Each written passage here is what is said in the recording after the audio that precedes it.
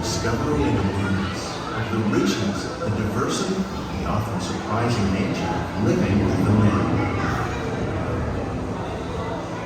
Our journey begins as dramatic and sudden changes are sweeping over the land. The approaching storm may seem violent and destructive to us, but to nature, it's a new beginning in the cycle of life.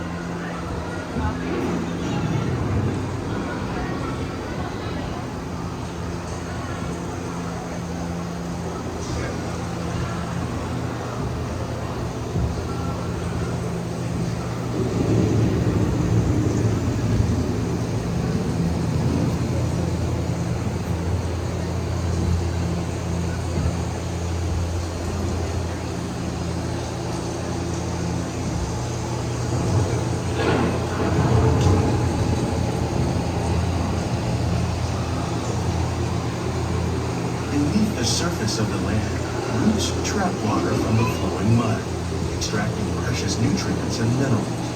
These elements, when combined with sunlight, create the diverse living systems of our planet.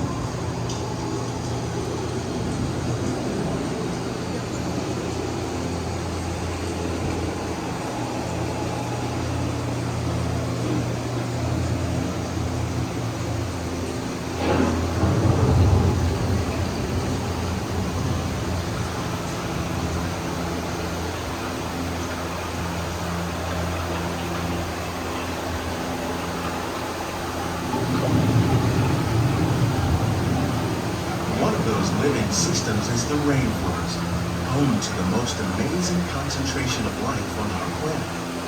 These dense and beautiful forests cover only a tiny portion of the Earth's surface, but they contain more than half of its plant and animal species. Rainforests are also extremely rich and productive living systems, providing us with oxygen, food, medicines, and other elements essential to our lives.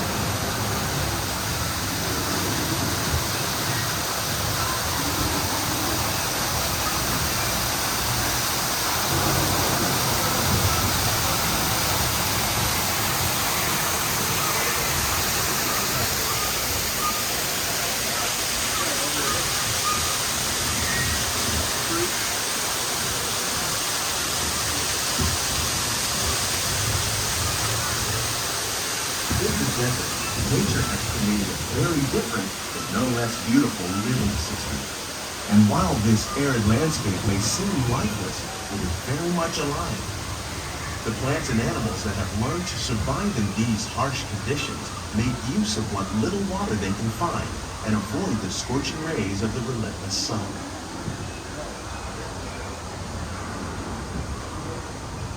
The American prairie once appeared as desolate as the desert. But over time, rainwater and nutrients gradually penetrated the hard surface of this land. Even the hooves of the mighty buffalo helped create the rich soil that would one day become home to the American farm.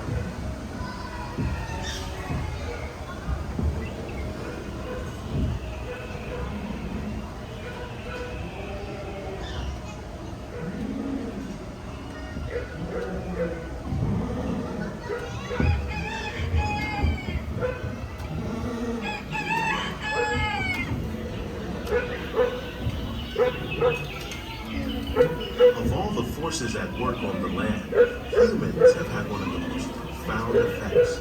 The need to produce food for a growing world led to the enormous use and sometimes overuse of the land. In our search for more efficient ways to grow food, we often fail to realize the impact of our methods.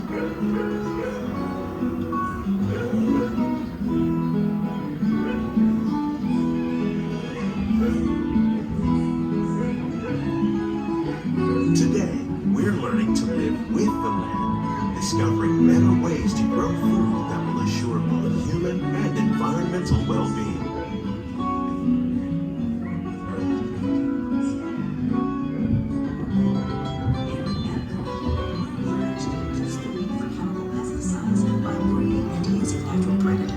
Like ladybugs and wasps to control pests.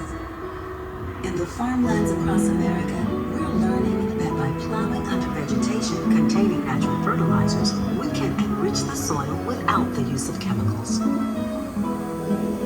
In arid arid regions, we're learning to produce food on desert seacoasts by developing and planting crops that thrive on salt water.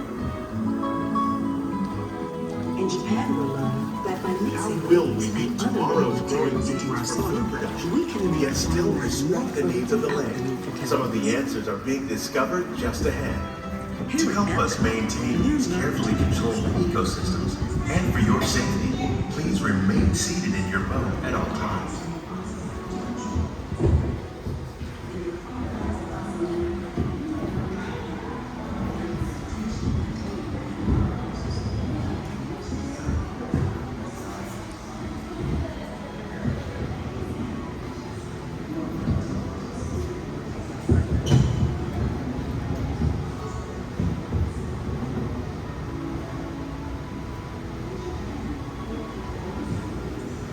Welcome to our living laboratories, where scientists from EPCOT and the U.S. Department of Agriculture are exploring innovative ways to produce bountiful harvests now and into the future.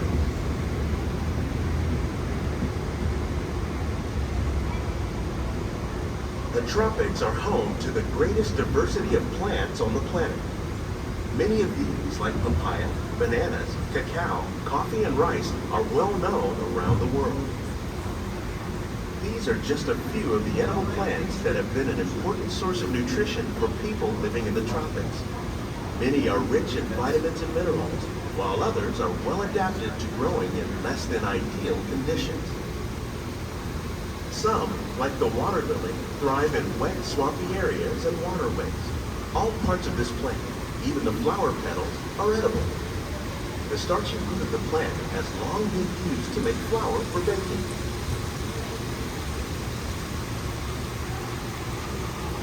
One day, many of these lesser-known tropical plants may be as important as the bananas growing on both sides of the boat. More than 28 million tons of bananas are eaten annually, making it the most popular fruit in the world.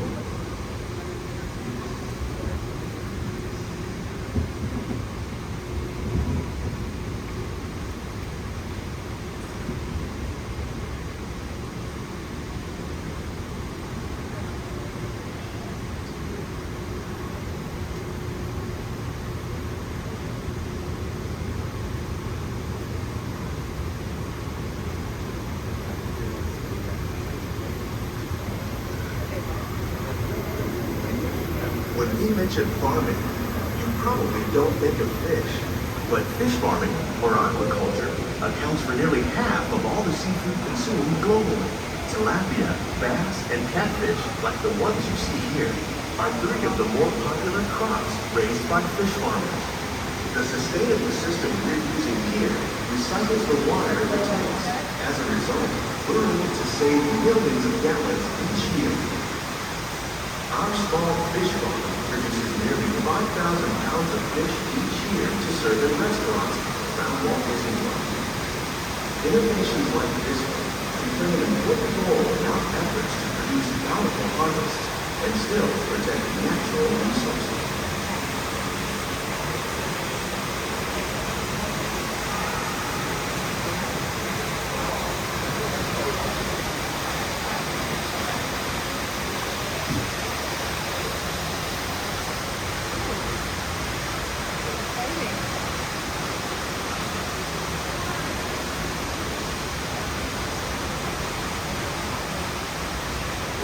While there are more than 50,000 edible plant species in the world, most of us are only familiar with the handful that make up our everyday diet.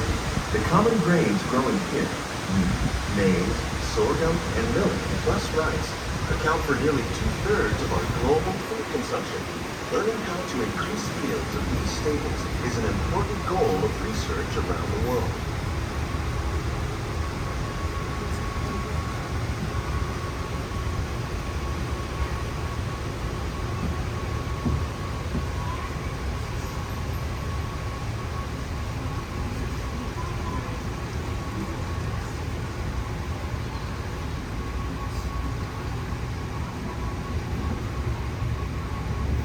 These plants are definitely on their way up.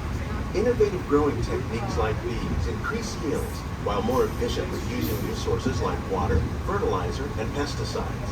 Another innovation at work here is our integrated pest management program. By populating our greenhouses with beneficial insects that prey on harmful pests like aphids and flies, we are significantly reducing our reliance on conventional pesticides.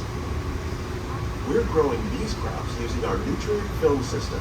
This technique precisely controls and recycles water and nutrients. With it, we can produce over 27,000 heads of lettuce a year in this one small area.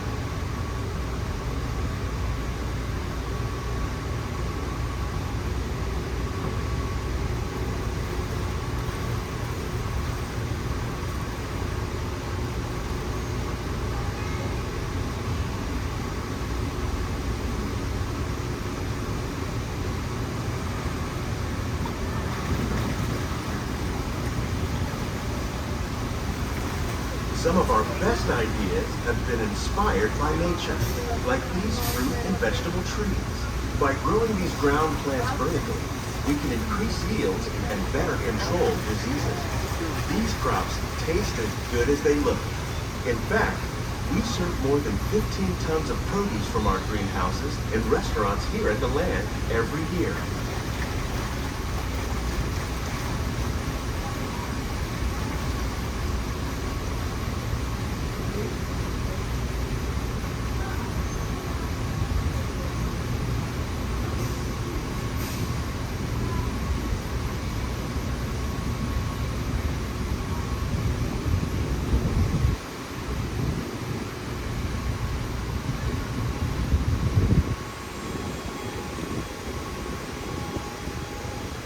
The future of agriculture may include innovative ideas like this vertical growing system.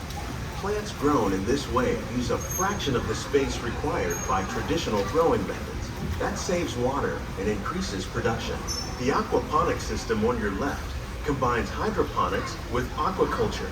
The fish provide a natural source of fertilizer for the plants, and the plants help keep the water clean for the fish. It's another great way to produce more while using less. In our lab, EPCOT scientists are working with the U.S. Department of Agriculture on a number of innovative projects. The goal of these efforts is to produce higher yielding and better quality plants.